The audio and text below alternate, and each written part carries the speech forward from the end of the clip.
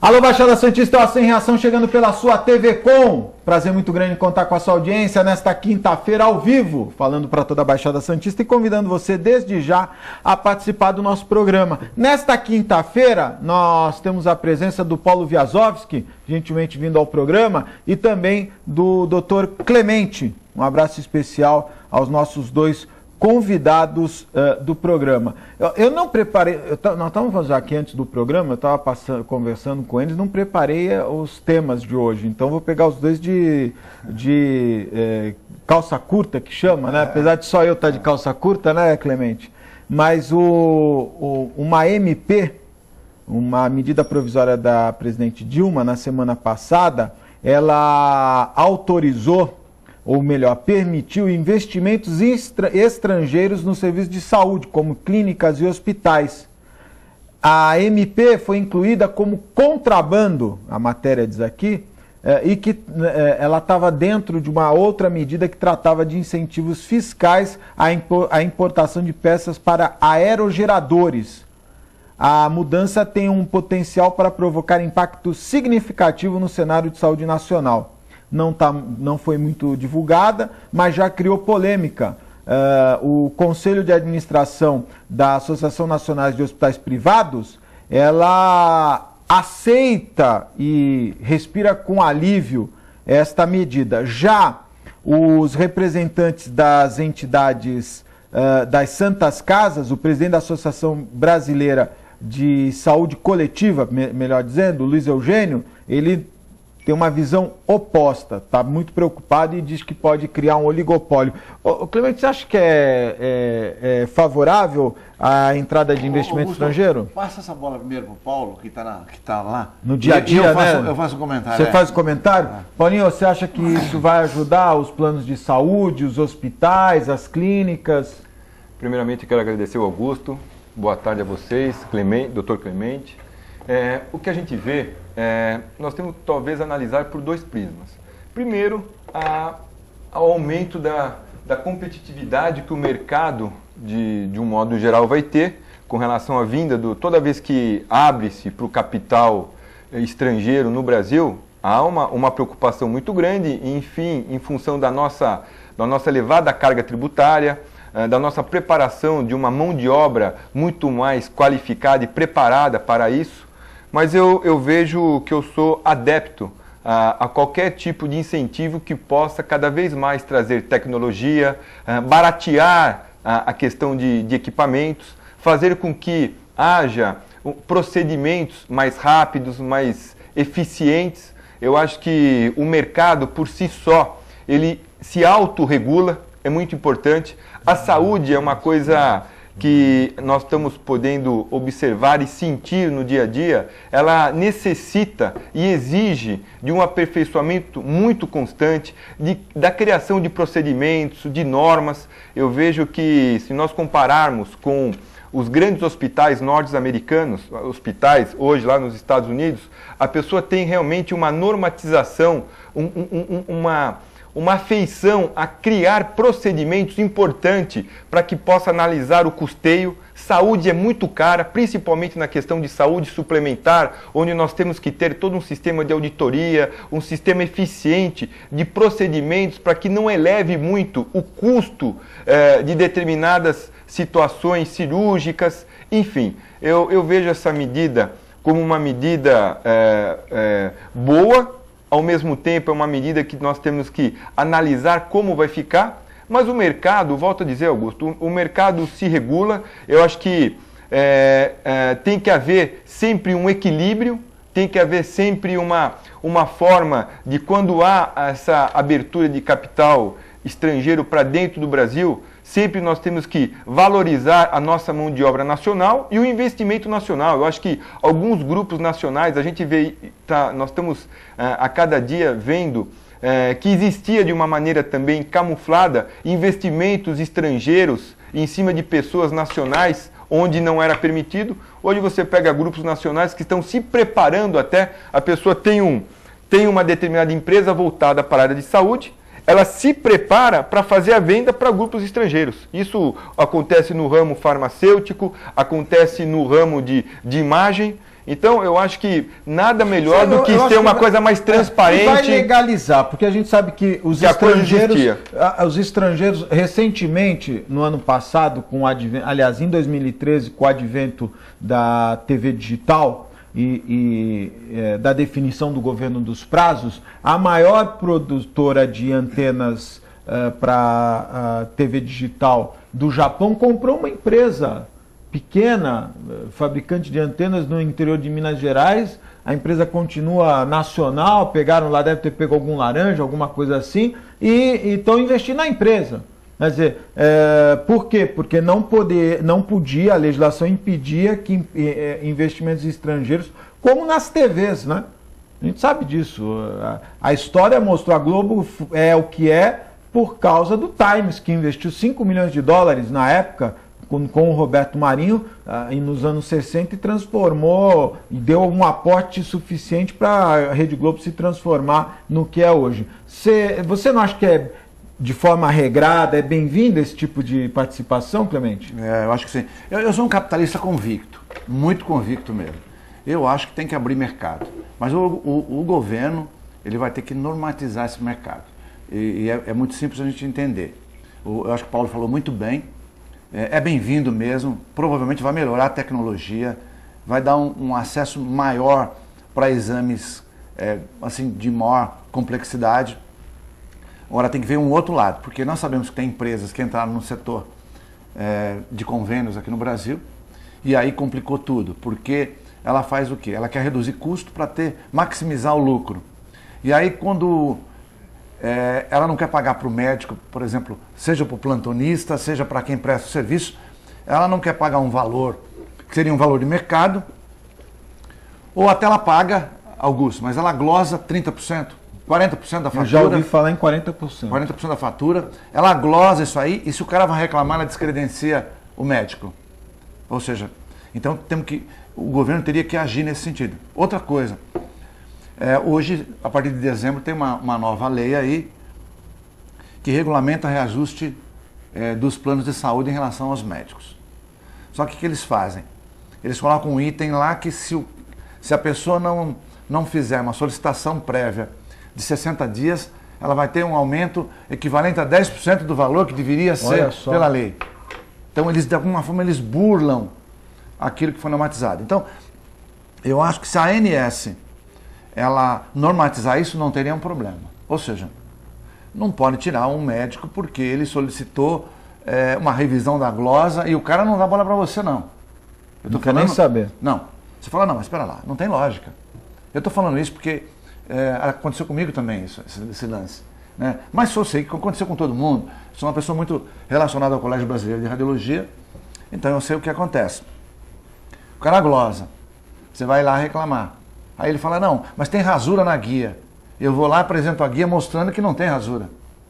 Porque a gente xeroca a guia. Aí ele fala, o número de matrícula não confere. O pelo do ovo... Não, mas eu lá e mostro para ele, não, o número confere, olha aqui. E mesmo assim o cara não quer te pagar. Então, não existe problema. Você tem que ter uma pessoa só para cuidar da glosa. Tem então. Vários. Olha hoje vários. Então é o seguinte, eu acho que não há problema entrar, é bom que entre, eu acho que esse mercado vai ficar mais competitivo, é bom sim.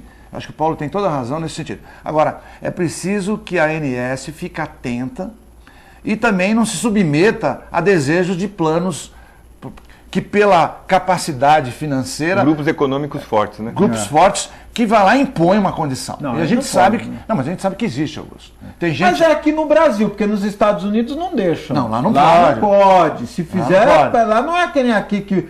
Né? Mas aqui os grandes grupos econômicos nomeiam diretores da ANS, da Anvisa... Saem da ANS para trabalhar nesses grupos econômicos. É verdade. Sim. É verdade. A gente sabe. É então, se fizer isso, também não vai dar certo.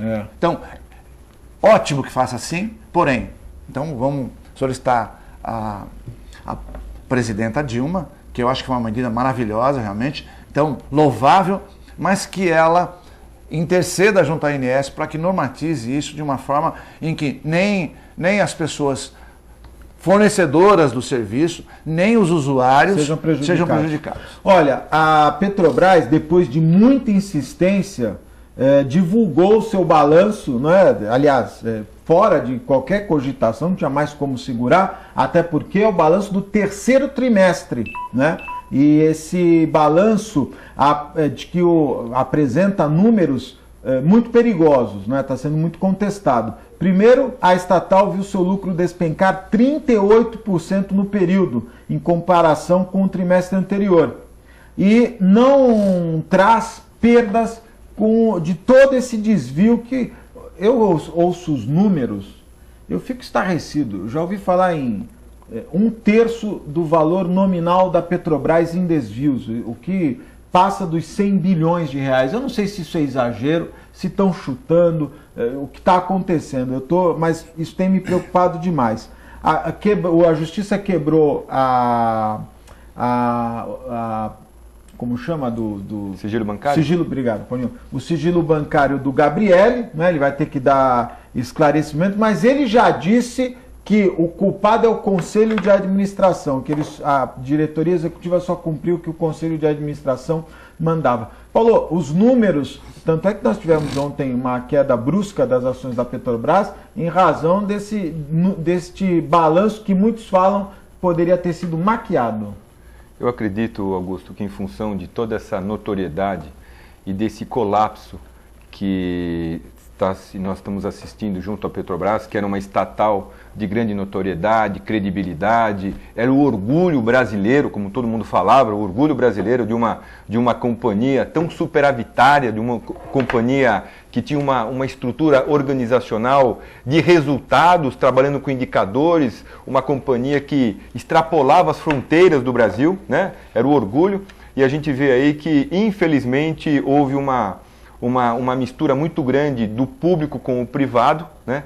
A gente sabe que, como bem você falou, a gente vê nos jornais hoje um rombo de já está bem explícito de 62 bilhões de reais, é um valor, um volume muito grande, mas eu acredito já ouvi 100. Já ouviu 100, né? Os números, até porque alguns estudiosos aí, alguns especialistas vem aumentando o tempo dos desvios.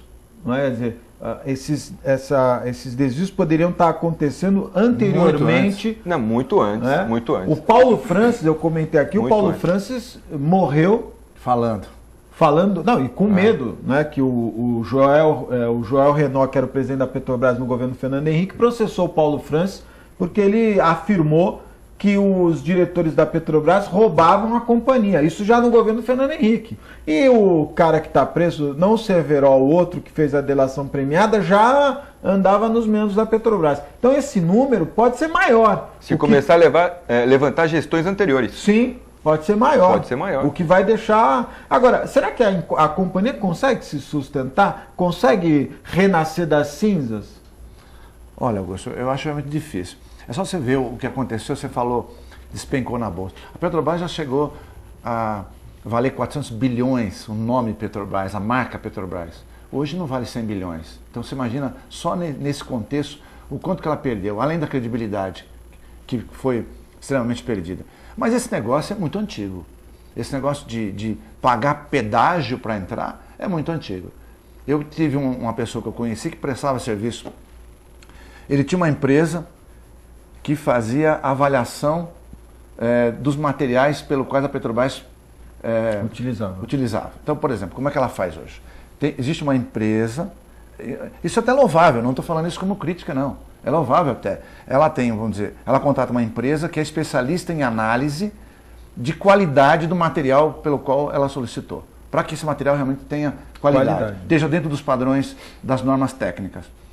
Mas ele disse o seguinte, a empresa dele mesmo, quantas vezes gente chegava para ele e falava, não tem um jeito de quebrar aí e passar esse tubo assim mesmo?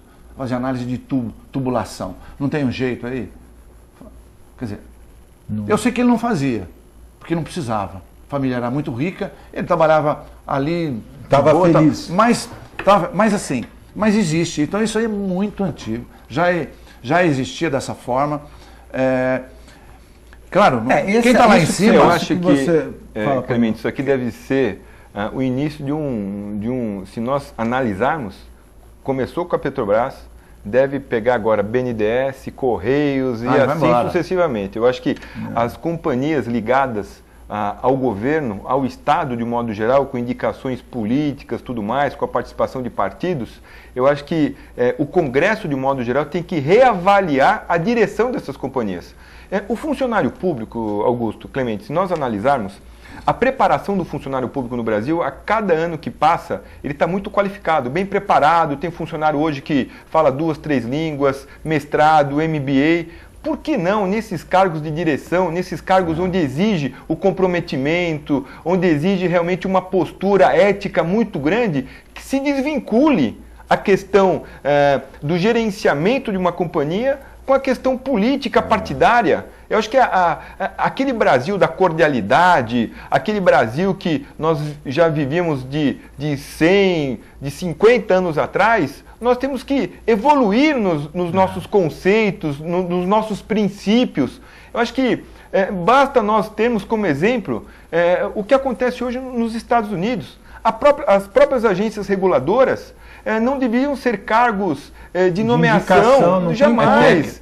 São cargos técnicos. Conselho de administração de grandes empresas também são cargos de indicação. Né? Indicação política, não dá certo. Não dá certo. E olha, nós tivemos aqui o caso alguém, não sei se vocês já esqueceram, a Codesp. Todos os cargos do Conselho Fiscal e do Conselho de Administração eram indicações. A Operação Porto Seguro, que pegou aqueles laudos falsos, os laudos técnicos, o camarada lá que está me fugindo o nome, era do conselheiro, era do Conselho Fiscal da Codesp. Não tinha conhecimento nenhum. Então, o que o Paulinho falou é verdade. As agências reguladoras são cargos políticos. E às vezes, Paulinho, o camarada que vai para lá não tem o conhecimento suficiente para conseguir entender um mecanismo de mercado de uma coisa tão própria daquela agência.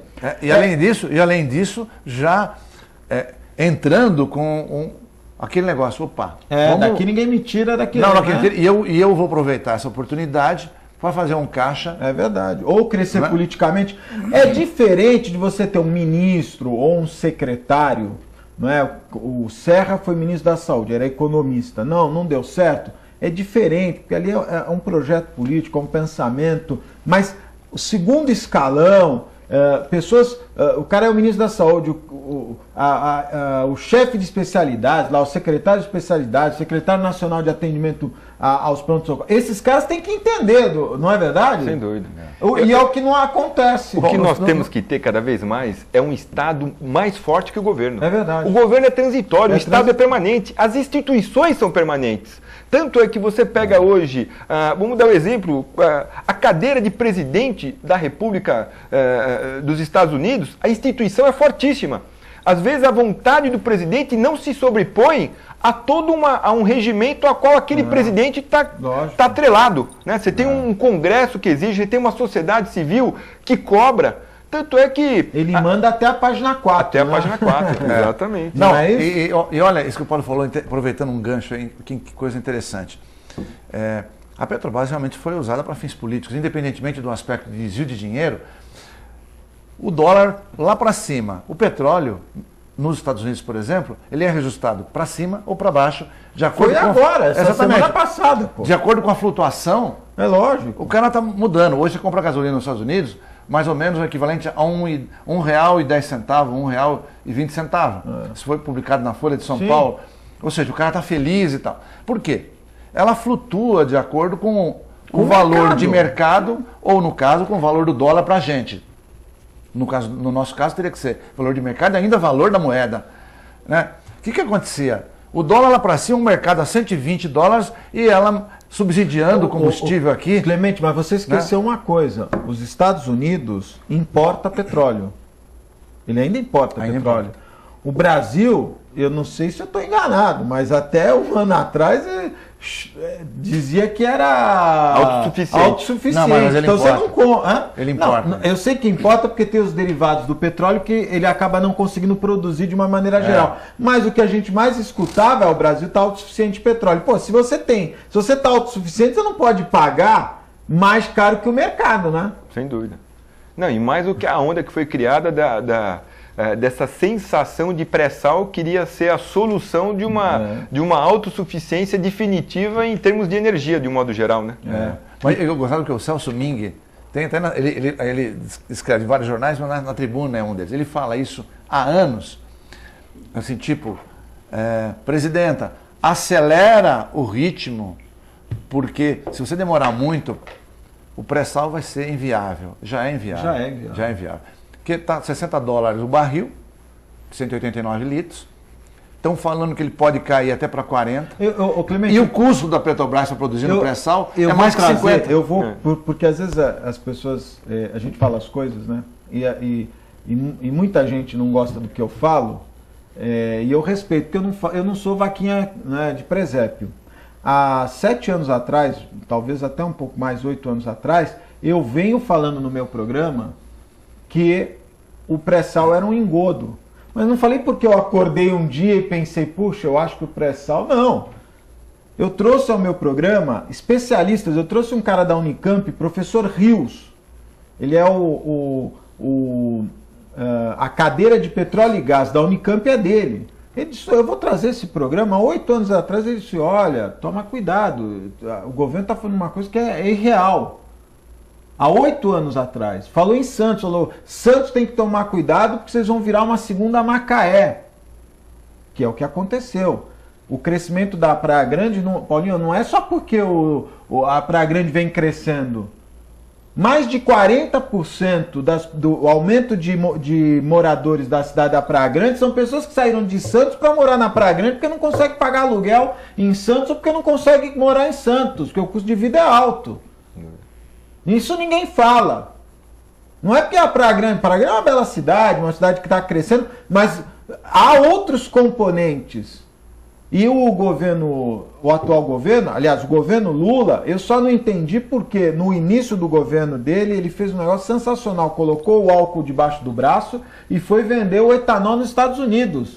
E estava tendo uma excelente aceitação, combustível renovável, e aí no meio do primeiro mandato, eles resolveram, ou no final do primeiro mandato, eles resolveram abandonar o etanol e se direcionar para o pré-sal, que começou tudo do zero. E hoje nós estamos vendo, eram 3 prédios da Petrobras, virou 2, virou 1, tem 200 pessoas trabalhando. Aquele entorno do Valongo, venderam uma ideia para... Eu conheço pessoas que venderam carro, imóveis para investir no Valongo, achando que ali ia se transformar num Gonzaga, em razão da Petrobras e tal. E não é. E pior, a Construcap, que construiu esse prédio da Petrobras, está sendo investigada. E já há rumores de que vai espirrar nesse imóvel, que custou quase 50 milhões de reais.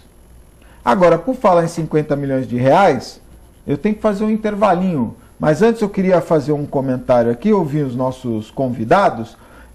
Eu já, desde o ano passado, eu li uma matéria no jornal A Tribuna, e agora o Diário do Litoral repercutiu essa matéria hoje, e eu me surpreendi, porque na época, acho que foi 80 mil reais, que era no ano passado, o prejuízo mensal do Museu Pelé era de 80 mil reais. Todo mês dava esse prejuízo. E o Museu Pelé tinha custado, em isenções fiscais, que nós deixamos de arrecadar impostos para financiar o Museu Pelé. Não pense que a empresa patrocinou sem interesse nenhum. O custo do Museu Pelé alcançou 50 milhões de reais. Nós tivemos na inauguração e agora o Ministério Público quer entender por que uma obra custou tão caro. Muita gente contesta, eu particularmente acho cara a manutenção. Está dando hoje um prejuízo de mais de 80 mil reais. E nós temos um sistema, uma rede de museus na nossa região que sofre com a falta de recursos. Paulinho, as pessoas estão questionando uma obra de restauração, mas que a AMA Brasil precisa ser mais transparente, não é? Dizer exatamente aonde gastou o dinheiro. Até porque um empreendimento como esse, que teve o Geraldo Alckmin, que é santista, Michel Temer, prefeito Paulo Alexandre, o Pelé, a Dilma mandou uma mensagem, portanto é um marco não só na nossa região, mas em todo o Brasil. Você acha que é possível a gente conseguir entender por que custou tão caro o Museu Pelé? Olha, eu acredito que, primeiro, eu acho que a gente tem todos os elementos possíveis e os instrumentos suficientes para averiguar o custo de uma obra dessa. Agora, o que nós temos que analisar, Augusto, será que a questão logística, será que o local era aquele para fazer um Museu Pelé naquela região? Porque o que eu vejo hoje, e nós tivemos aí recentemente, o ano passado, uma Copa do Mundo, onde todo mundo criou uma expectativa que o museu com a Copa ia ter um alto índice de visitação, ia ser um marco para a cidade de Santos. Eu não vi isso acontecer. Pelo contrário, eu acho que lá atrás, se não me engano, existia um projeto que talvez não foi viabilizado, não houve a viabilidade por uma questão legal, que era colocar o museu lá no emissário. É verdade. No emissário. Que talvez aí sim, por uma questão de visibilidade, por uma questão de... poderia dar certo, mas eu vejo que mas esse prejuízo... Paulinho, você tocou num ponto importante. Você sabe qual é o ponto que eu acho interessante que nós vivemos numa cidade que tem uma aula marítima, mas você não pode fazer nada. O emissário submarino, por muitos anos, ficou largado lá e virou ponto de drogas, porque um cidadão entrou com uma ação, não, ali a área da Marinha não pode fazer nada. E por muito tempo não se... E hoje o que tem ali não pode construir nada. Quer dizer, você fica com um espaço daquele, né, ocioso, achar que o jovem vai lá para caminhar, andar, olhar, porque nem parque é. Porque se fosse um parque arborizado ainda vai lá, o que não é. E foi o caso agora da concha acústica. Quanto tempo a concha acústica ficou ali, né, fincada no meio do nada, não pode usar, e mesmo agora... Eu vi o TAC que o Ministério Público assinou com a Prefeitura, a iniciativa é louvada, é louvável, mas só se o cara for lá com voz e violão, porque não pode ter repercussão, não pode ter percussão, não pode ter microfone, não pode ter retorno, basicamente voz e violão, acústico, né? E aí eu pergunto, mas quem mora na Avenida da Praia, quem vai morar na Avenida da Praia, acha que está morando num bosque onde só vai ouvir os passarinhos? Quer dizer, tem que haver um entendimento de que há um equipamento que vai servir à comunidade, com as suas regras, porque hoje, se você for na cidade, você vai ver vários lugares que o som extrapola. E aí eu acho que, infelizmente, viu, Paulinho, acabaram jogando o Museu Pelé lá para o Valongo, não que o Valongo não seja um bom local, mas está fora de um circuito e... poderia ter sido feito num local que mostrasse mais a cidade. Até porque o turista de São Paulo, para ver o Valongo, não acha. O cara não acha. E fora isso, se ele vier dos cruzeiros, primeiro ele tem aquela imagem terrível do armazém 1 ao 8, tudo caindo aos pedaços, que a Codesp também não define o que vai fazer. O governo federal precisa tomar uma decisão, porque não dá, está acabando aquilo. E ficar dizendo, essa é a cidade de Santos? Não, eu concordo, aí não tem infraestrutura nenhuma. Se tivesse uma infraestrutura, sei lá, vamos dizer, armazéns, como é em Belém, por exemplo, cheio de armazéns, mas que viraram restaurantes e tal. Você tem marinas, onde muita gente rica está passando por aí e tal. Agora, não tem nada, não tem uma infraestrutura boa no Valongo. Então eu concordo com o Paulo. Ali, você tem passagem de pessoal de Santos, de São Vicente, de todo que está passando por ali. Lógico. Então... evidentemente que você teria um atrativo muito maior. Eu acho até porque, Augusto, tem gente que não foi no Museu Pelé, não é nem porque não quis, é porque é longe mesmo. Eu conheço. Não é que gente. Há o medo, há também a questão do medo. E olha, eu vou dizer uma coisa era melhor ter investido, se a AMA Brasil gastou 50 milhões naquelas 5 paredes, pelo amor de Deus, era melhor ter dado um pouco de dinheiro para a Igreja do Valongo, que está precisando, precisa trocar o telhado. A Igreja do Valongo tem uma biblioteca ao lado da igreja que já está lá, não dá para tirar a igreja de lá. Quer dizer, eu acho que essa... Agora, Paulinho, eu tenho pena, né, dos governantes. e cito todos, o Beto, o Papa, o Paulo, porque, por exemplo, nessa questão dos armazéns 1 ao 8, todos tentaram fazer alguma coisa, né? O Beto começou, o Papa tentou, criou, e aí, porque nenhum prefeito, isso até politicamente é ruim, o cara quer a cidade bonita, não é isso? O cara não quer a cidade abandonada. E aí esbarra nessa briga de poderes, né? Então, ali do armazém do 1 ao 8, quem manda é a Codesp, quem manda é o governo federal. Pô, mas está caindo aos pedaços, tem gente... Não, mas aqui quem manda somos nós. Isso tinha que acabar, o município tinha que ter poder nessa... Autonomia. Autonomia. Eu acho que a nossa legislação, de modo geral, você pega estados americanos, cada um tem a sua autonomia, até de um colocar uma pena de morte, o outro não. Sim. Isso faz com que o desejo, com que a vontade de governar, com um programa específico, ouvindo a sociedade, vendo as dificuldades, sentindo o desejo de que a coisa aconteça, dê mais autonomia ao governo municipal. Hoje, até na questão da distribuição de tributos, é um desequilíbrio, muito tanto na saúde como na educação. O governo federal detém boa parte da arrecadação, o resto vai para o estado e para o município sobra apenas, às vezes, a arrecadação de IPTU, que não é suficiente para o investimento necessário. Você tem uma arrecadação para manter todo um sistema de manutenção, de custeio necessário para que a máquina pública possa prestar um serviço público de qualidade, mas naquilo que você quer fazer o diferencial, você ou esbarra numa legislação que não existe um bom senso suficiente do legislador na hora de ter criado, porque tem algumas leis no Brasil que são modismos, trabalham em cima de momentos que às vezes não refletem toda uma realidade futura necessária para o desenvolvimento e a expansão de um estado de qualidade de vida, de um estado melhor.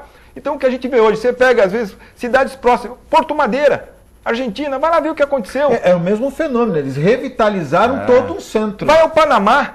Vai ver o que aconteceu hoje no Panamá com a criação já do segundo canal, o desenvolvimento que está tendo em algumas cidades que a gente pega na América Central, que era bem mais ineficiente, que existia uma miserabilidade muito grande e que às vezes a gente hoje se vê refém, ou nós temos que olhar para lá e ver quanto lá está evoluindo e nós estamos retroagindo. Olha, eu tenho que fazer um intervalo, lembrando que a Alemoa, o bairro da Alemoa, só tem uma entrada até hoje. Se acontecer um acidente lá, como aconteceu em Cubatão, só tem uma entrada. Simplesmente porque se a prefeitura quiser fazer um acesso, e o acesso existe lá irregular, não consegue conversar com o Estado, depende do Estado, que depende da Ecovias, que depende da rede ferroviária. Há a possibilidade de uma saída, né, de ter mais uma saída já na Via Anchieta. Só que passa por autorização da Ecovias, aí a rede ferroviária, aí o governo do Estado, e aí ninguém chega num consenso e a cidade sofre com um problema que poderia estar resolvido. Nós vamos fazer um breve intervalo, é muito rápido, fique aí, eu volto já.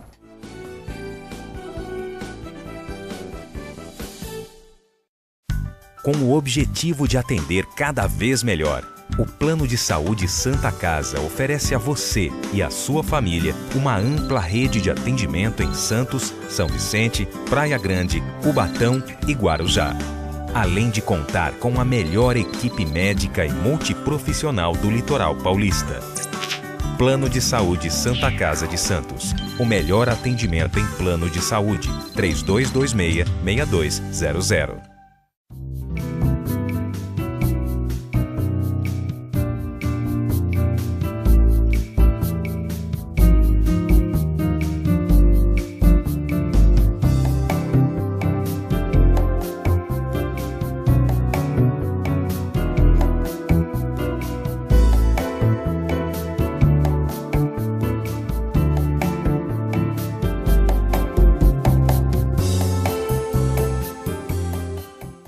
Buffet Maison Vanut, um novo conceito em festa.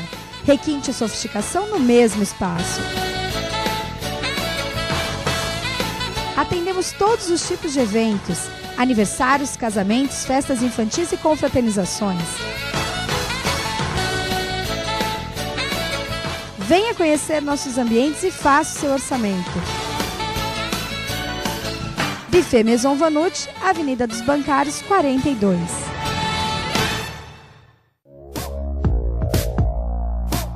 Sindicato dos Trabalhadores Municipais de Praia Grande, há mais de 20 anos levando aos seus associados planos de saúde e convênios, assistência odontológica e jurídica, curso de capacitação e outros benefícios, dando aos servidores melhores condições de trabalho e qualidade de vida. Para mais informações, acesse o site www.sindicatopraiagrande.org.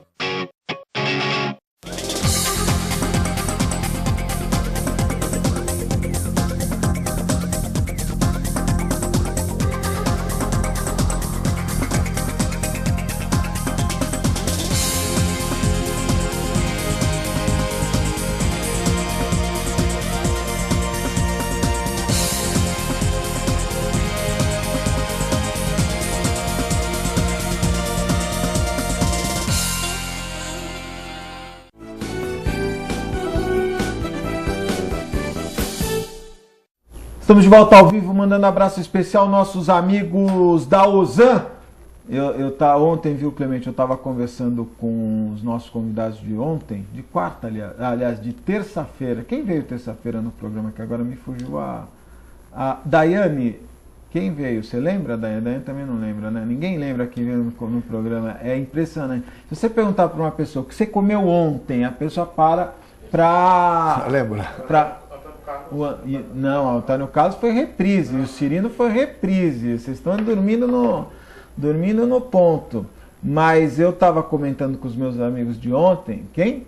Alexandre Camilo. O Alexandre, pô, aí, ó, olha aí, na terça-feira, Alexandre Camilo, que eu fiz o programa com o chapéu que ele me deu de presente. E eu falei para o Alexandre Camilo, Alexandre, ainda bem que eu tinha Ozan, porque toda vez que Jesus chegava, vem meu filho, eu não levantava as mãos, mas também eu ficava lá, me segurava na cama da UTI lá. Então é bom, mas eu pensava, mas eu tenho Ozan e naturalmente que morrer tranquilo é a melhor coisa. Imagina o cara morrendo cheio de carnê para pagar, como é que eu vou pagar minhas dívidas? Mandar um abraço especial ao meu amigo Fábio Garibe, o rei do gel. 3228-8000. Quem também nos apoia, os meus amigos do restaurante Boqueirão Express Grill, Rua Lobo Viana 89, lá do Downy Santa, em frente ao Supercentro Boqueirão. Restaurante Boqueirão Express Grill. E os meus amigos do Incatep. Olha, o Incatep tem capacitado a mão de obra não só no Brasil, através dos convênios e das licitações da Marinha, mas também de outros portos. O Paulinho comentou aqui no Panamá, o Incatep qualifica trabalhadores do Panamá, qualifica trabalhadores na África, qualifica trabalhadores em vários países sul-americanos. Enfim, há um envolvimento de tecnologia em todo esse trabalho que o Incatep desenvolve com os seus simuladores de última geração. Incatep, o primeiro e verdadeiro Centro de Excelência Portuária. Olha, não vai ter jeito, nós vamos ter que falar da água, porque as últimas declarações, né, são assustadoras. A cidade de São Paulo pode viver um racionamento vultuoso, né? De cada 7 dias, apenas 2 com água. E ali nós temos um outro problema, que é a geração de energia. Mas, ô Clemente, hoje eu estava vendo a Globo News. Você sabe que eu fiquei mais preocupado com tudo isso?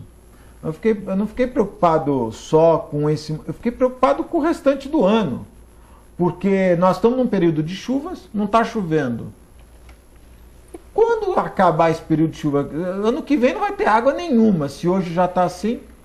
Tá complicado, porque tem 2 aspectos aí envolvidos, né? A energia elétrica, que no Brasil 80% é energia hidroelétrica, quer dizer, ela depende de volume de água e vários lugares não está. E a conta de luz prevista para aumento esse ano é 40% de aumento para esse ano. Em razão das termoelétricas. Por uso das termoelétricas são muito mais caras.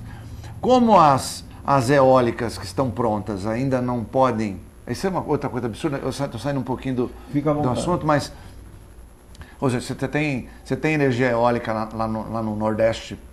Você falou que não tinha linha de transmissão. Mas não tem linha de transmissão, então também é uma energia perdida, ou seja, ela é produzida, mas não tem como ser escoada.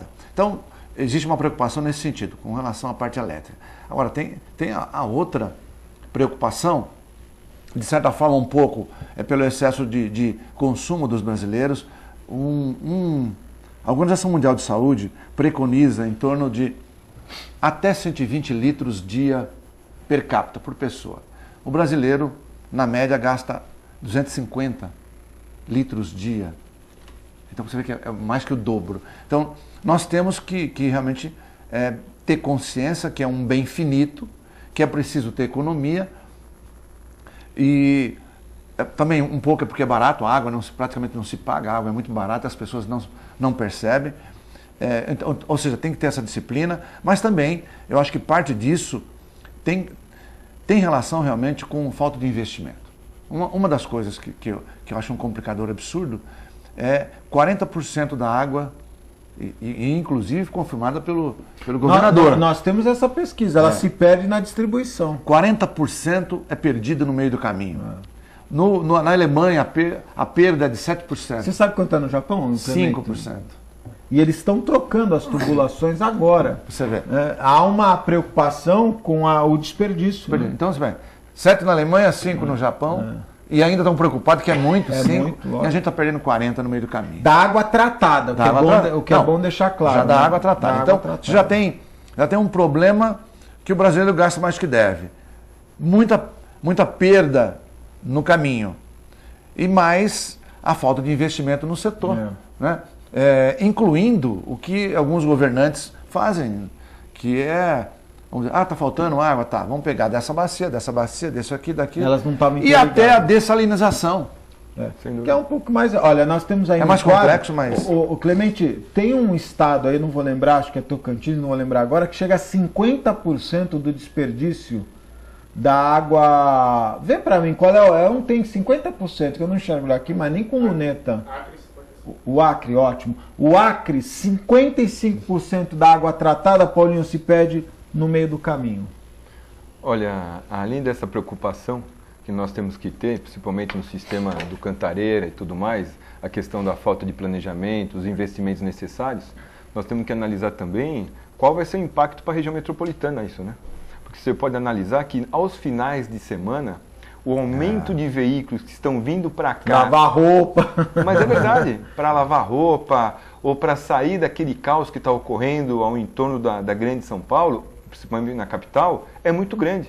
Agora, nós temos um reservatório grande ainda, para que a gente possa suprir isso, mas vai chegar um momento que a gente está lendo aí nos jornais... Esse é o Cantareira. O Cantareira. Isso sabe, jamais a minha geração podia imaginar que iria acontecer uma coisa dessa, principalmente por uma companhia também, que aí a gente tem que ver essa meia-culpa, a própria Sabesp. A Sabesp foi uma companhia de grandes profissionais, uma companhia que sempre zelou por tudo, mas eu acho que em alguns momentos houve uma certa omissão com relação à análise de dados importantes para que esse assunto fosse discutido de uma maneira muito mais complexa e profissional. Né? Então, isso... Eu acho que, olha, estava faltando, está demorando, né? Agora o Alckmin está pensando se vai colocar multa, em São Paulo vai se propor, o Haddad vai propor uma multa de R$1.000, quem estiver lavando... Eu já disse, o que eu vejo ainda hoje, não se fala em nada, em outra coisa que não seja racionamento, eu me deparo praticamente a cada minuto com alguém lavando calçada. Tem.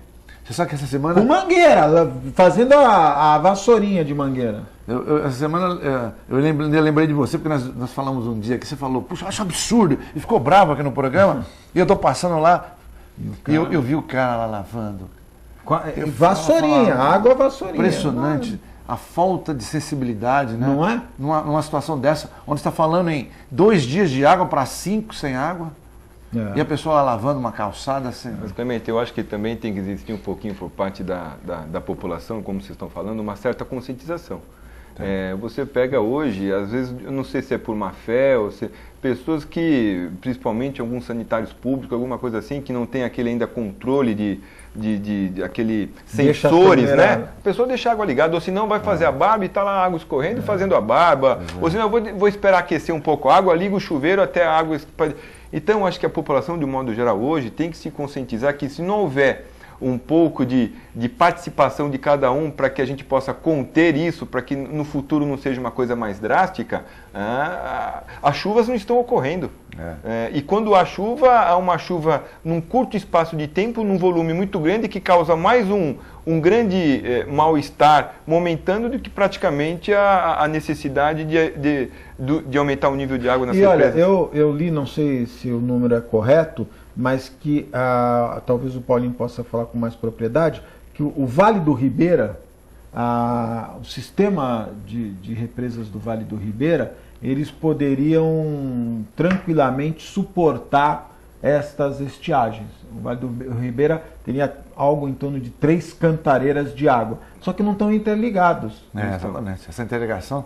Você pega a região, você pega Iguape, Registro, Cananéia, você tem um rio com uma margem fabulosa, uma quantidade de água muito grande. Recentemente, se eu não me engano, agora acho que é o prefeito Orlandini de Bertioga, que assumiu a presidência do Conselho de Bacias da região, e ele mesmo comentou que ainda existem locais com um volume de água muito grande e que há necessidade do investimento para a realização de obras para escoamento disso. É que, infelizmente, pela morosidade que vai levar, porque o Estado ele tem um mecanismo entre você fazer a elaboração de um planejamento, executar, licitar e a coisa realmente acontecer, demora um tempo muito grande, né? Então eu acredito que aquela região, se houver o investimento imediato, pode principalmente suprir isso. É uma região com volume de água muito grande. Eu concordo com você quanto à morosidade do Estado, até pela legislação que engessa. Mas também acho que você tem razão e apoio a tua fala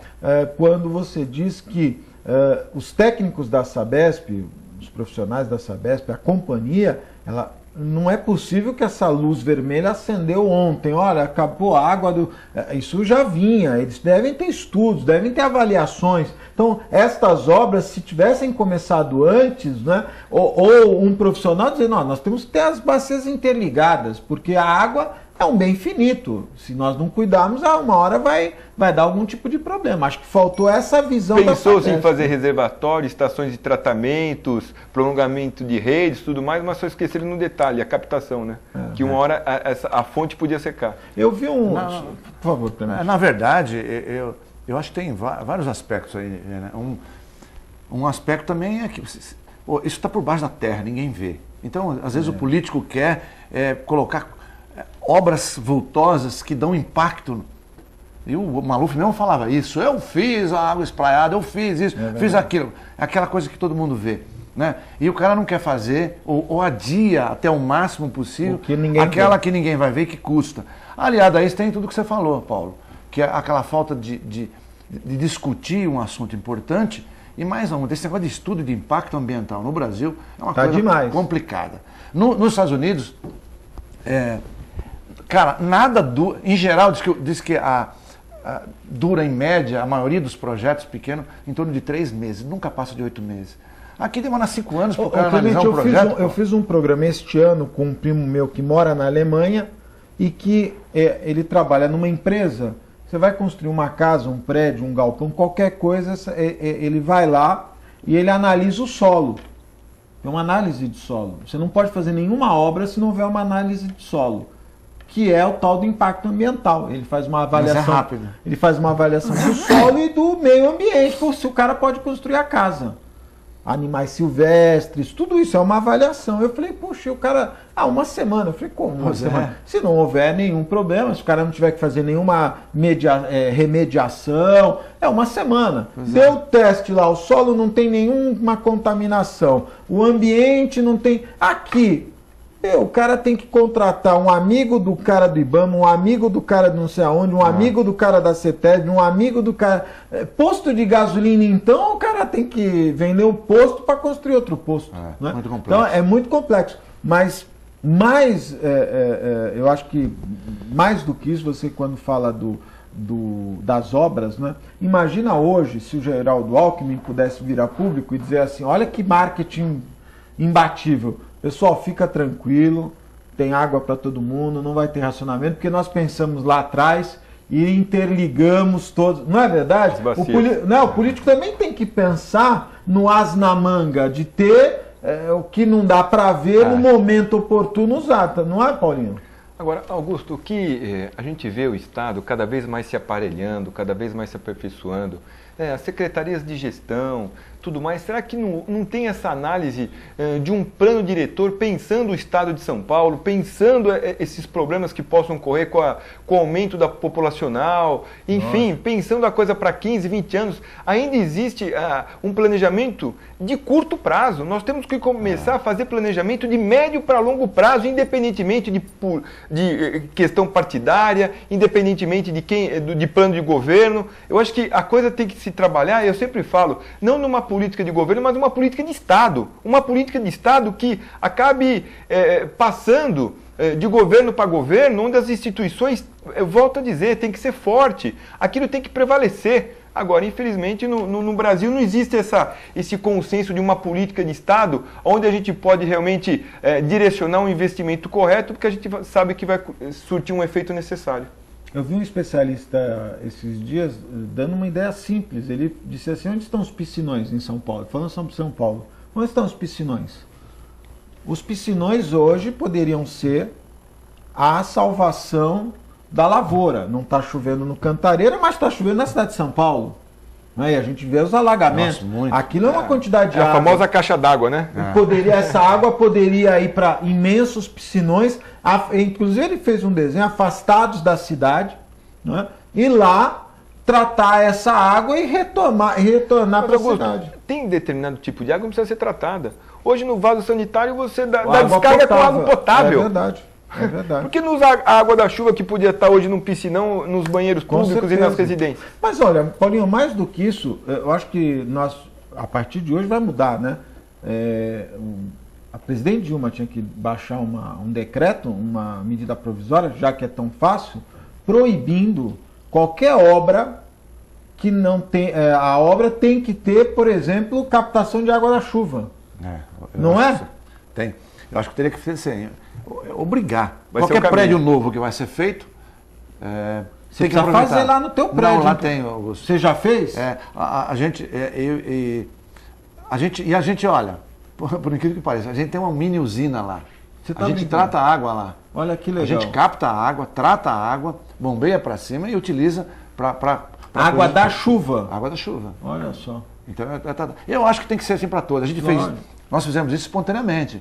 Mas eu acho que todo mundo tem que ter essa consciência, até sem lei, mas hoje eu concordo contigo. Prédios que vão estar atendendo o público, tem um consumo grande, poderia fazer. Eu acho que tem que fazer isso. E você deve estar com a sua caixa lá cheia, porque tem chovido. Não, está cheia. A gente não utiliza a água da Sabesp para esse fim. Olha só. Então, boa iniciativa, hein? Eu acho que é uma coisa importante. E eu posso fazer uma pergunta indiscreta? Claro. Compensa num determinado período esse investimento? Compensa. Compensa sim. Financeiramente falando? Não no curto prazo. Não, sim. No médio prazo, para o longo prazo, compensa sim. Olha só.